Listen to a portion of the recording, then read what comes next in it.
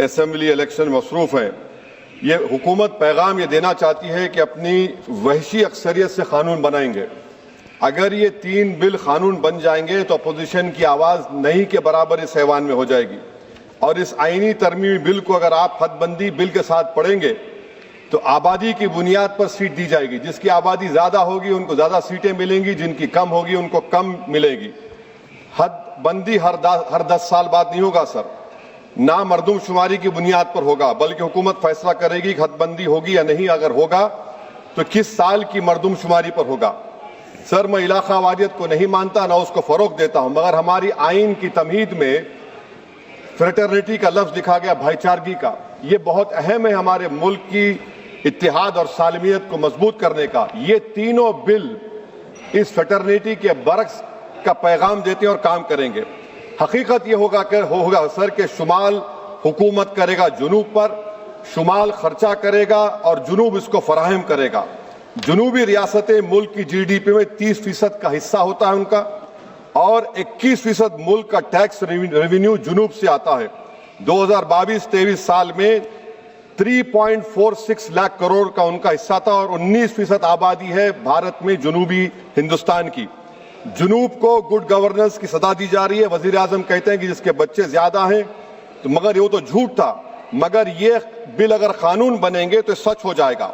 Sir, अगर आप 6 रियासतों को, बिहार, मध्य प्रदेश, यूपी, राजस्थान, गुजरात और हरियाणा को मिला ले, यहां पर सीट होंगी 392 और सिर्फ 34 सीट की जरूरत पड़ेगी हुकूमत बनाने के लिए। एक कॉन्फ्रेंस की माली इमदाद हुकूमत में की, उस कॉन्फ्रेंस में किसी ने उठकर कहा कि कैसे हम आईनी हिंदू राष्ट्र को हासिल करेंगे। अब पता चल रहा है कि गैर बीजेपी पार्टियों के नुमाइंदगी को डाइल्यूट करने से ही आप एक आईनी हिंदू राष्ट्र बनाना चाहते हैं, ताकि UCC, लैंड जिहाद, हिंदी को लाजमी कर देना, बुलडोजर को आईनी तहफ़्फ़ुज़ देना। सर, डबल इंजन का सरकार, डबल इंजन सरकार क्या है? जादू, उसका जादू यह है कि इंजन शुमाल का होगा और ताकत जुनूब से आएगी। सर, नतीजा यह होगा कि जुनूबी हिंद के तमाम रियासतें अपनी आबादी बढ़ाने का काम शुरू कर देंगी। क्या यह मुल्क के लिए अच्छा होगा? तो तशवीशनाक होगा। सच्चर कमेटी ने अपनी रिपोर्ट में कहा कि मुस्लिम अक्सरियत कॉन्स्टिट्यूंसीज को रिजर्व कर दिया गया और आसाम और कश्मीर इसकी जीती जागती मिसाल है। आसाम में 30 ऐसे असेंबली हल्क़ात थे जहां पर मुसलमान जीत के आते थे, उसको 23 कर दिया गया। ये जेरीमैंडरिंग नहीं है तो क्या है? कश्मीर, सर, दुबरी बरबेटा में 60% मुसलमान थे, एक दुबरी कॉन्स्टिट्यूंसी बना दी गई, खत्म हो गया, आप कोई नहीं जीत सकता बरपेटा से। दूसरा मिसाल दे रहा हूं सर, अनंतनाग रजौरी का। कॉन्स्टिट्यूंसी शुरू हो रही है कश्मीर में कोई, और खत्म हो रही है जम्मू में, कोई रास्ता नहीं, कोई तहजीब का हिस्सा नहीं मिलता। सर, 2 एडमिनिस्ट्रेटिव डिवीजन अलग है। ये जेरीमैंडरिंग नहीं है तो क्या है सर? और सर, कश्मीर की आबादी क्या है? 56%, 35% कश्मीर की आबादी, सीट है 52.22। जम्मू की आबादी है 43.65, सीट में हिस्सा है 47.78। ये जेरीमैंडरिंग है तो नहीं है तो क्या यही होगा? सर, मुस्लिम अकलियत को तो बीजेपी टिकट नहीं देती, रिजर्वेशन दूर की बात, मगर क्या यह मुल्क के मफाद में है कि इस ऐवान में 18 करोड़ की आबादी के सिर्फ 4% MP जीत कर आएंगे? ये आपकी मुल्क से मोहब्बत है? ये राष्ट्रवाद होगा कि 18% से 4% आएंगे जीत कर? आप फैसला कर लीजिए। ट्रेजरी बेंचेस को सोचना है। अगर वो भारत से मोहब्बत करते तो तशवीशनाक बात है। अगर बिल कानून बनेगा तो फिर आप भूल जाइए, यहां पर तो और कम हो जाएंगे। तो मैं ये आपको बताना चाह रहा हूं सर कि मुस्लिम अकलियत को SIR से, रायदही से, हक रायदे महरूम कर दिया जा रहा है, बुलडोजर से बेघर कर दिया जा रहा है, और हदबंदी से इनकी सियासी आवाज को खत्म करने का मंसूबा है।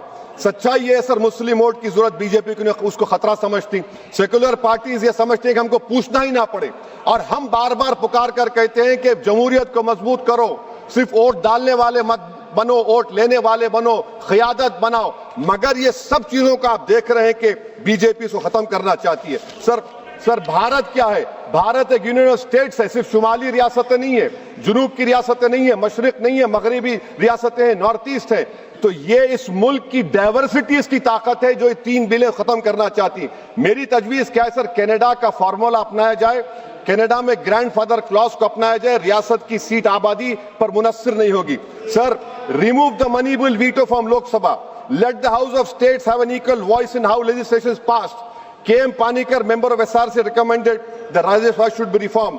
सर, मैं इस हुकूमत को वार्न कर रहा हूं, हदबंदी एक ऐसा जख्म होगा जो कभी नहीं भरेगा, ये जख्म हमेशा रहेगा और कहीं खुदा ना खास्ता मुल्क को कमजोर ना कर दे।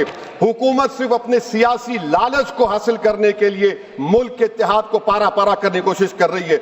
मैं हमेशा अक्सरियती हुक्मरानी का मुखालिफ रहा हूं, चाहे जबान और मजहब की बुनियाद पर हो। मुल्क को अगर विकसित भारत बनाना है तो हर शहरी की आवाज को कबूल किया जाना इस मुल्क को चलाने के लिए। सर, जुनूब की रियासतों के लिए एक ऑप्शन चॉइस है 2011 होगा तब भी हम सीटें लोग खो देंगे। अगर 2026 का होगा तो कैश 22 सिचुएशन होगा। तो मैं हुकूमत से अपील करता हूं आपके जरिए से कि हमारे वजीर आला ने जो तजवीज पेश की रेवंत रेड्डी ने कि हाइब्रिड मॉडल 2 क्या है वो, 40% की सीटें आबादी पर, 40% इकोनॉमिक परफॉर्मेंस पर और 20% फेडरल बैलेंस को। मैं हुकूमत से ये डिमांड करता हूं कि मुसलमानों को, OBC को और जुनूबी रियासतों को एलिनेट मत करिए, ये मुल्क के मफाद में नहीं है। सर, वजीर दाखिला अमित शाह ने अपने इंटरवेंशन में कहा कि तेलंगाना में 25 सीट होंगी। मैं हुकूमत से अपील कर रहा हूं, अगर आप वाकई में सच्चे हैं तो मैंने एक अमेंडमेंट मूव किया क्लॉज 3 बिल में कि I have given amendment provided nothing shall be done to affect the proportional representation enjoyed by each state as such proportion exist in the 17th house of people. आप support कर दीजिए उसको। देखिए sir, अगर कोई मंत्री यहां पर कुछ बोलता है तो मैं, अगर वादा पूरा नहीं होता तो मैं ब्रीच ऑफ प्रिविलेज डालूंगा, मगर कानून की बात हो रही है, आप लिखते क्यों नहीं कानून में? Write it in the bill that 50% would be there. आप नहीं लिखना चाह रहे, आप बोल रहे कि मेरी बात का भरोसा करो कि कौन जिया तेरे जुल्फ के सहर होने तक, हम तो खाक हो जाएंगे तुमको खबर होने तक। सर और आप एक बता रहा हूं सर, ये गवर्नमेंट क्यों ला रही है? ये इसलिए ला रही है कि, सुन लीजिए, the most important and effective step would be to bury and deep for all the talk of a federal structure of our country, constitution declare one country, one state, one legislature, one executive। ये किसने कहा? bunch of thoughts में mister गोलवार कर रहे। 1951 BGS का manifesto, conversion of the union of states into unitary state। This is what is happening now with these 3 bills। Now please so, I am concluding, sir, I am concluding that can this whole proceedings are being watched by the Muslim women who were raped in Muzaffarnagar, will they feel happy about it? Bilqis Bano is watching this.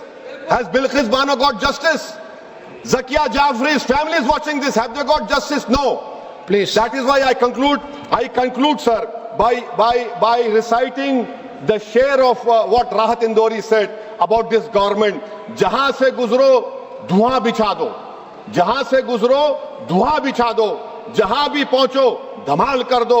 तुम्हें सियासत ने हक दिया है, हरी जमीन को लाल कर दो। अपील भी तुम, दलील भी तुम, गवाह भी तुम, वकील भी तुम, जिसे भी चाहो हराम कह दो, जिसे ही चाहो हलाल कर दो। मैं वार्न कर रहा हूं सर, आपके पास मेजॉरिटी नहीं है, ये मत करिए, मुल्क को कमजोर करने की हरकत होगी। शुक्रिया।